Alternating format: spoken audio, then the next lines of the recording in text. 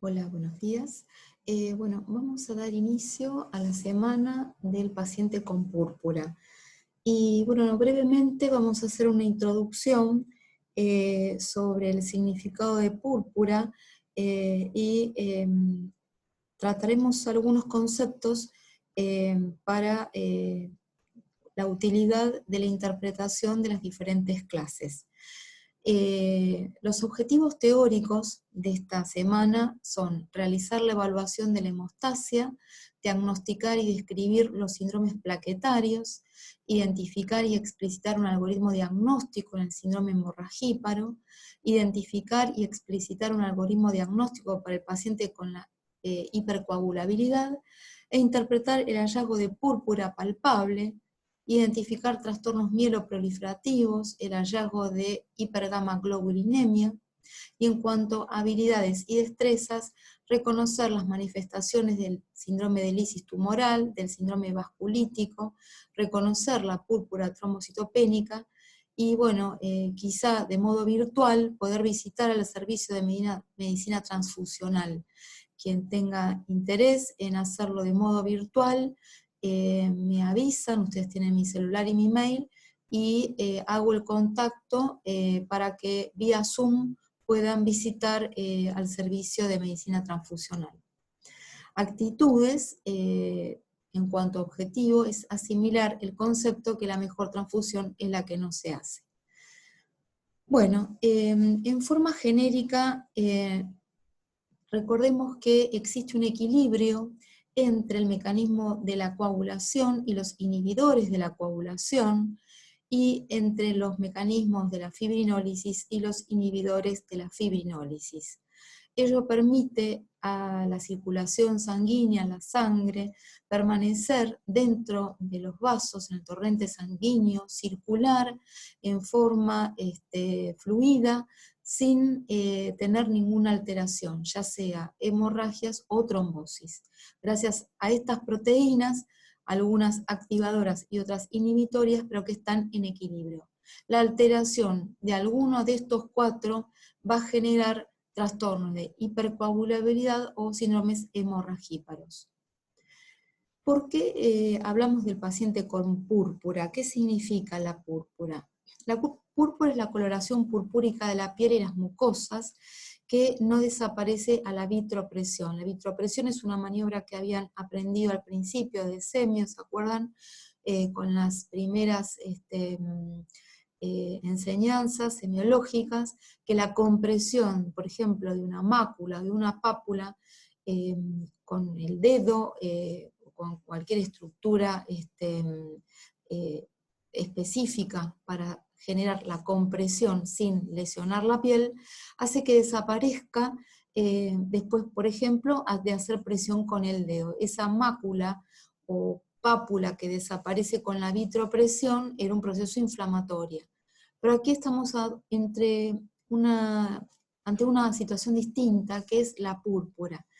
Estas manchas, desde pequeñas a grandes, que no van a desaparecer a la vitropresión, es lo que se llama púrpura, que corresponden a sangrados capilares y extravasación de sangre desde la lesión capilar, y que hay una patología subyacente, por ejemplo un problema plaquetario o vascular, que hace que aparezcan estas hemorragias, por decir así, subcutáneas, que configuran petequias, víbices y equimosis. Las petequias tienen la coloración rojo-violácea o rojiza, que son del tamaño de la cabeza de un alfiler, víbices alargaditas como por ejemplo del tamaño de un alfiler, y equimosis son manchas subcutáneas, quizá con frentes de petequias o de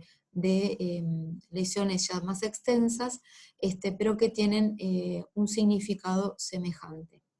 Cuando esa petequia se palpa, porque normalmente tanto la petequia como víbices o equimosis no son palpables, son planas. Entonces son planas y no desaparecen a la compresión o vitropresión.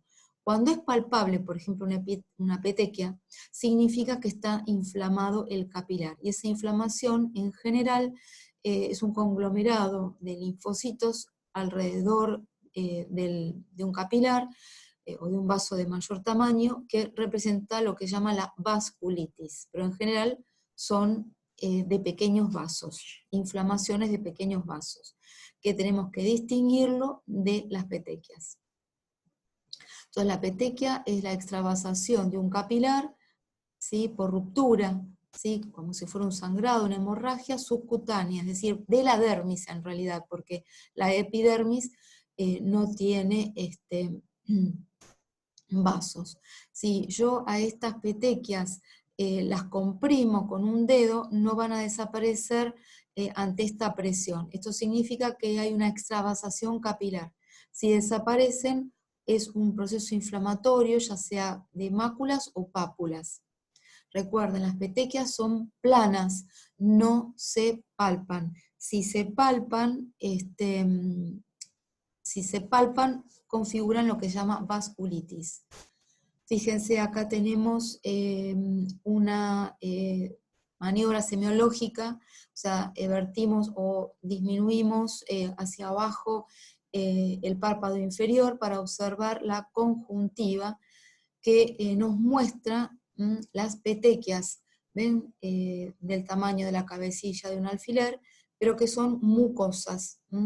Esto puede hablar de un déficit plaquetario, un problema de los capilares, o a veces cuando no hay plaquetopenios, no hay problemas de sangrados, se pueden objetivar como desprendimientos de vegetaciones, en el caso de las endocarditis, ¿se acuerdan?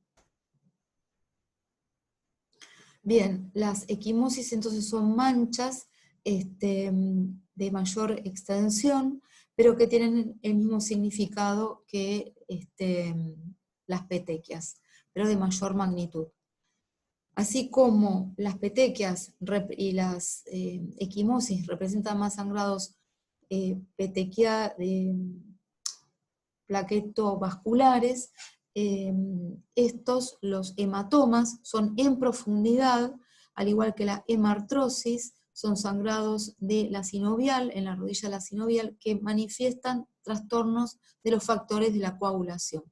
Entonces, petequias, en la figura de abajo a la izquierda, y ampollas hemorrágicas en un paciente con probablemente una leucemia, seguramente tenga anemia, fíjense la uña y las mucosas,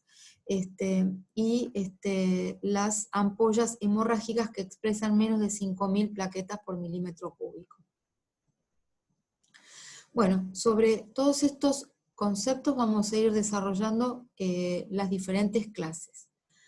En cuanto a la fisiología de la coagulación, que en la clase siguiente vamos a dar un poco más de detalles, pero a modo de introducción, recordemos que en la coagulación intervienen varios mecanismos, la hemostasia primaria y la secundaria, y los inhibidores de la coagulación permiten la fluidez sanguínea, al igual que la fibrinólisis, que contrarresta a la coagulación. Entonces la coagulación normalmente se activa ante un traumatismo, ¿sí? Si no se activa se produce una hemorragia. Si se activa sin estímulos, esto se denomina hipercoagulabilidad. Entonces, para mantener el equilibrio, ¿sí?, la coagulación se autocontrola con la fibrinólisis, y si no se activa se produce la hipercoagulabilidad, y si se activa en forma patológica se producen las hemorragias. Entonces la coagulación en menos es hemorragia, fibrinólisis en menos es hipercoagulabilidad, y en más hipercoagulabilidad es la coagulación exagerada, por decirlo en forma conceptual, y la fibrinólisis en más es sangrado. Todo esto, entonces, cuando está en equilibrio, permite la fluidez sanguínea. ¿Cómo se puede alterar este equilibrio? Sabemos que un vaso lesionado, ¿sí?, activa el proceso de la hemostasia primaria. a través de los vasos, generando una vasoconstricción, y las plaquetas que van a producir un tapón plaquetario. Esto es la hemostasia primaria. A las horas van a contribuir en esta hemostasia, la hemostasia secundaria, con los factores de la coagulación. En síntesis, un vaso lesionado genera una vasoconstricción y el agregado plaquetario. Después de varias horas, ¿sí?, se activa la coagulación. La coagulación puede tener su vía extrínseca activada o su vía intrínseca activada. La vía extrínseca y la vía intrínseca la separamos a través de un proceso didáctico, pero en realidad a través del factor 10 se unen en la fisiología normal. Recordemos que la vía extrínseca está representada por el factor 7. Decimos así porque es el que más prevalentemente se va a afectar en los procesos patológicos. Recordemos que el factor tisular, la tromboplastina, activa el factor 7 y el factor 10. Cuando se activa la vía extrínseca, por ejemplo, una lesión, un traumatismo. Ahora, en forma endógena, ¿sí?, en forma interna, sin una lesión, se puede activar la vía intrínseca, ¿sí?, pero que indirectamente, aún con una activación por la vía extrínseca a través del factor 10, se va a activar.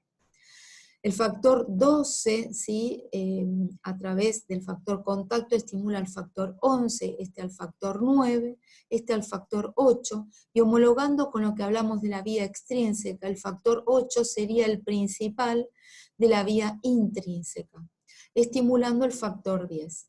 Aquí participamos, o mejor dicho, integramos con el factor 10, con la protrombina, la trombina y el fibrinógeno, la vía final común. La vía final común es compartida por la vía extrínseca e intrínseca, y está representada por el factor 10, el factor 2 y el factor 5 y el factor 1.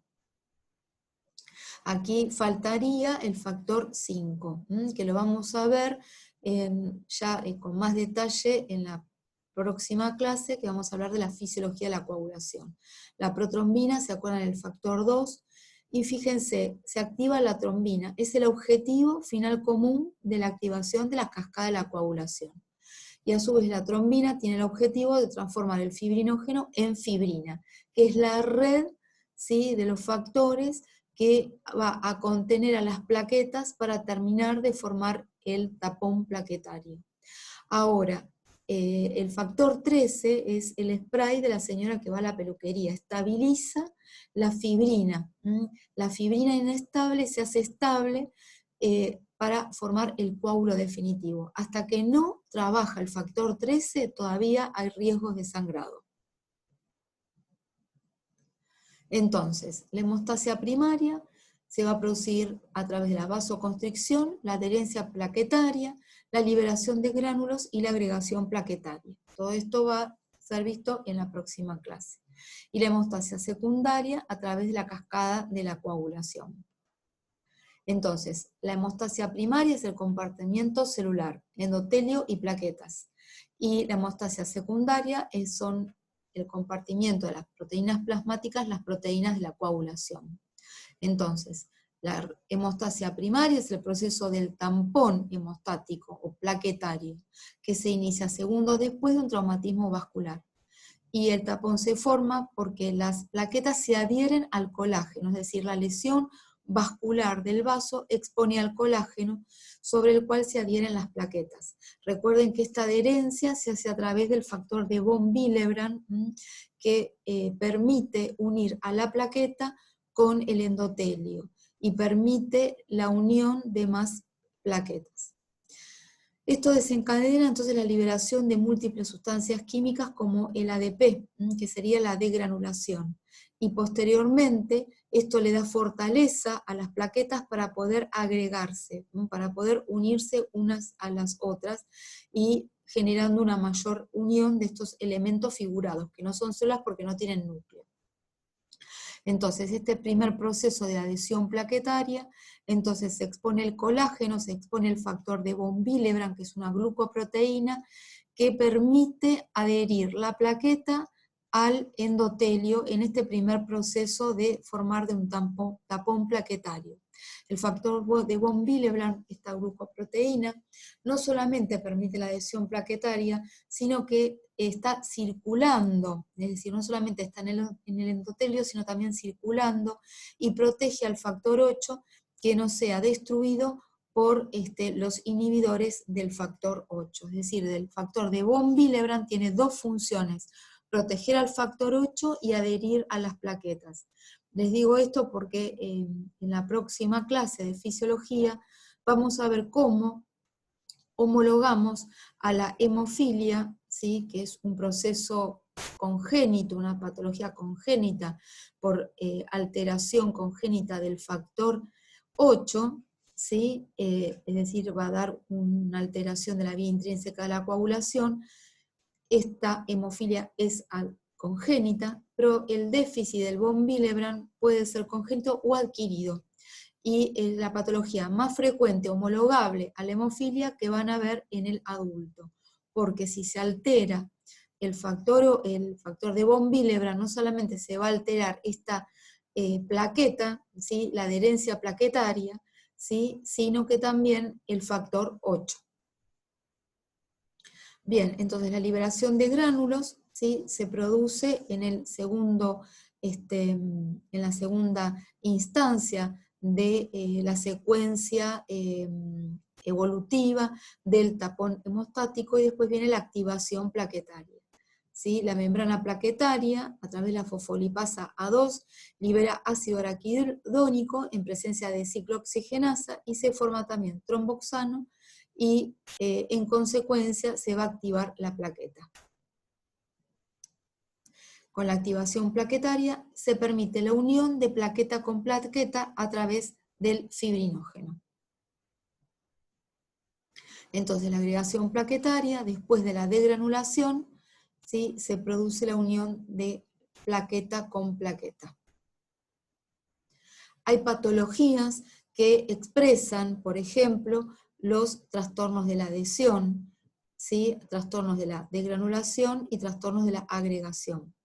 ¿Sí? Por ejemplo, los trastornos de la adhesión se pueden ver en la enfermedad de von Willebrand, en la enfermedad de Bernard-Soulier, por ejemplo, podemos tener trastornos de la agregación en la enfermedad de Glanzmann. Esto lo vamos a ver con más detalle cuando hablemos de los problemas plaquetarios. La hemostasia secundaria son los factores de la coagulación, cuyo objetivo es transformar la protrombina en trombina y el fibrinógeno en fibrina, a partir de la vía extrínseca, ¿sí? Recuerden el factor tisular sobre el factor 7, el factor 7 va a ser más importante la vía extrínseca, y el factor 8 va a ser el más importante en la vía intrínseca. La vía final común es factor 10, 5, 2 y 1. Vía extrínseca, factor 7. Vía intrínseca, factor 8. Vía final común, ¿sí?, factor 10, 5, 2 y 1, fibrinogénesis, fibrina. Entonces, acá está expresado en esta diapositiva algo que vamos a ver con más detalle en la próxima clase, que son los estudios que vamos a pedir en laboratorio para evaluar la vía extrínseca, que es el tiempo de protrombina. Y para evaluar la vía intrínseca es el APTT, que cuando se utiliza el kaolin se llama KPTT. La vía extrínseca se va a manifestar cuando el paciente tiene sangrados profundos por déficit en general del factor 7A y está prolongado el tiempo de protrombina.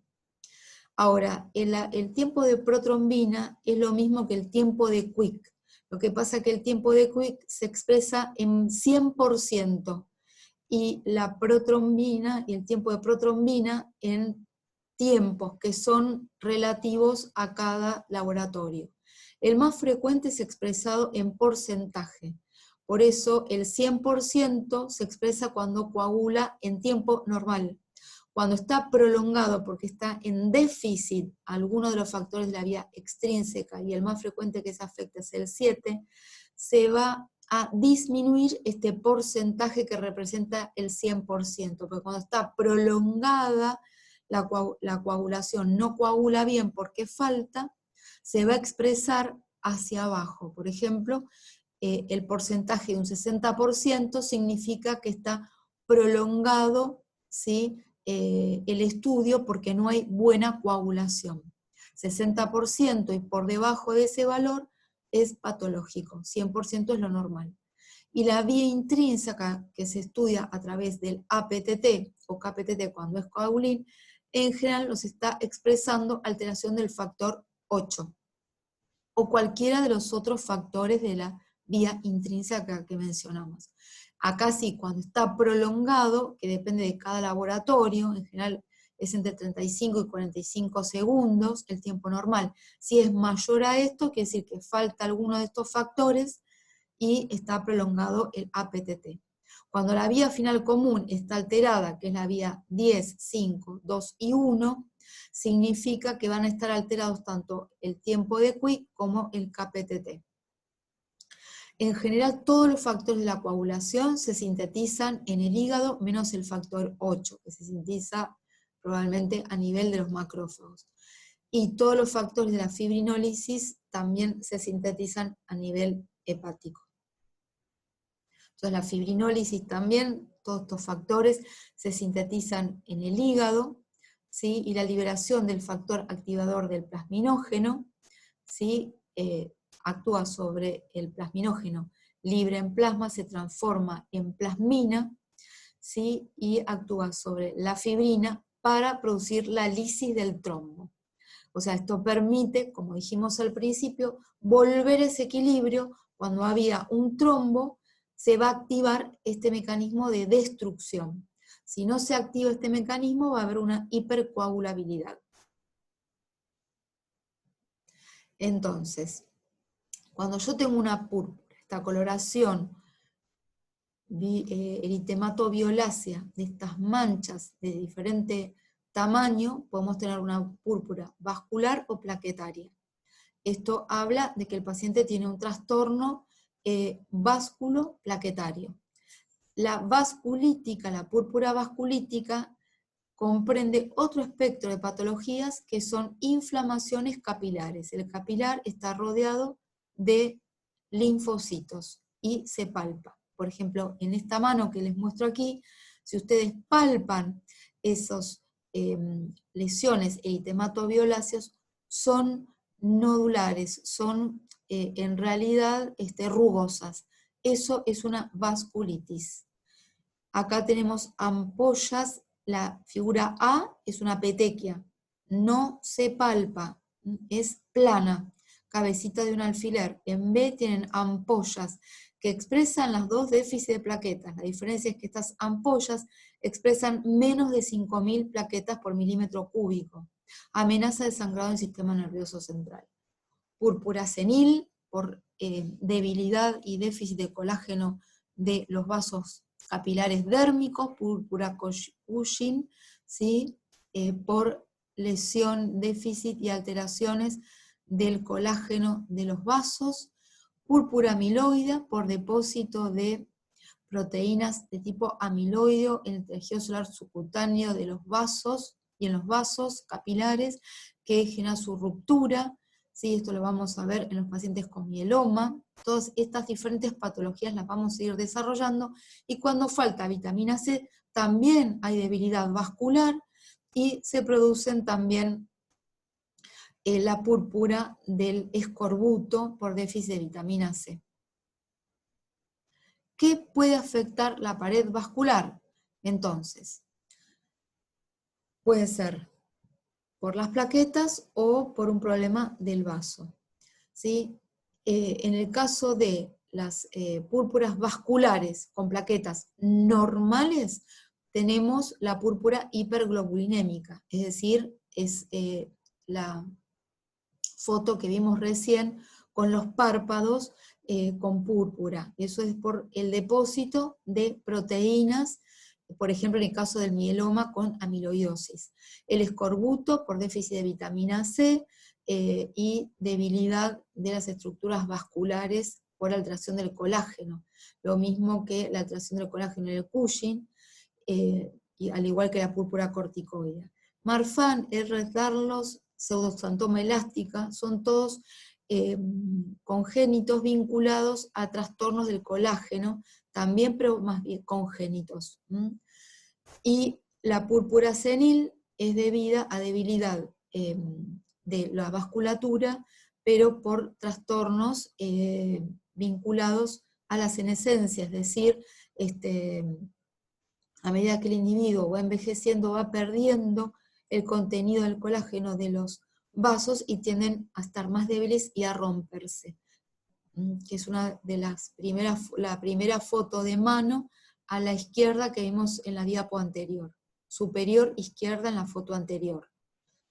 Y la púrpura trombocitopénica es cuando faltan las plaquetas, ¿sí? O cuando están alteradas en su calidad, y cuando la púrpura es palpable, configura los síndromes vasculíticos, que son fenómenos sistémicos, primarios o secundarios.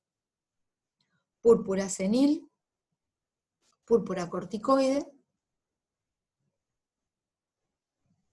trastornos de la pared por depósito de amiloide en los capilares y la ruptura de estos, púrpura petequial perifolicular con áreas de equimosis en el escorbuto por déficit de vitamina C, y la disfunción plaquetaria, ¿sí? Que puede ser por déficit o trastornos en su calidad. Por ejemplo, extraemos la muela, el sangrado es en el momento de la extracción. ¿Sí? Esto es producido por trastornos de la médula, por ejemplo en el caso de una leucemia, que es reemplazada la médula por elementos inmaduros y ocupa el lugar de las plaquetas. Es un proceso donde hay un déficit en la generación de plaquetas. Por ejemplo, si en una mielofibrosis es reemplazada la médula por tejido fibrótico, no voy a tener plaquetas, y el hígado y el vaso pasan a reemplazar a la médula en el proceso de hematopoiesis y se produce hepatoesplenomegalia. Por eso las esplenomegalias más importantes son las que vamos a observar en los procesos de mielofibrosis. Los sangrados tardíos son vinculados a los factores de la coagulación. Cuando hay déficit de los factores de la coagulación, el sangrado es tardío y profundo. Entonces, hasta ahora sabemos que los problemas de las plaquetas y de los capilares es un trastorno vasculo-plaquetario. Es precoz, ¿sí? Y mucocutáneo, superficial. Los factores son tardíos en cuanto a la injuria, es decir, aparece el sangrado después de mucho tiempo, y son profundos. La púrpura vasculística es una inflamación vascular, que puede ser en general de pequeños vasos, cuando hacemos referencia al diagnóstico diferencial con las petequias, y las aprendimos nosotros en el contexto de las endocarditis, ¿se acuerdan? Pero también las vasculitis pueden ser primarias o secundarias, por ejemplo, en la granulomatiosis de Wegener, esta sería como entidad primaria vinculada a los ANCA, secundaria al lupus, pero también puede ser configurar síndromes de hipersensibilidad. ¿Por qué? Porque hay procesos inflamatorios de hipersensibilidad en los capilares. Y como para finalizar esta pequeña introducción, recordemos que el equilibrio entonces con la fibrinólisis y la coagulación es fundamental. Es fundamental que después que se generó un trombo se active la fibrinólisis por el mecanismo que mencionamos. Los mecanismos de hipercoagulabilidad, ¿sí? Se caracterizan porque hay un proceso de activación permanente de la generación de trombina. Pero al mismo tiempo que hay trombina, está activada la fibrinólisis. Y esto es característico de una patología que vamos a ver en la semana, que es la coagulación intravascular diseminada, que se caracteriza que al mismo tiempo que hay trombos, hay fibrinólisis, ¿sí? Y por otro lado, estos trombos a nivel de los vasos capilares generan una hemólisis mecánica y los esquistocitos a nivel del frotis de sangre periférica. Es una hemólisis intravascular. Y en la anatomía patológica, esta microangiopatía trombótica va a permitir observar en el frotis los esquistocitos, que son los eritrocitos que se han roto al pasar por un capilar trombosado, ¿sí? Y son los esquistocitos o eritrocitos en casco. Y los trombos de fibrina son característicos de este proceso de hipercoagulabilidad, que los vamos a tener en los capilares de muchos parénquimas, como por ejemplo el riñón, ¿sí? Pero la CID tiene como característica poder afectar 2 o más órganos. Por eso, como va a haber falla en la irrigación en 2 o más órganos, se va a comportar como un fallo multiorgánico. Bueno, por hoy,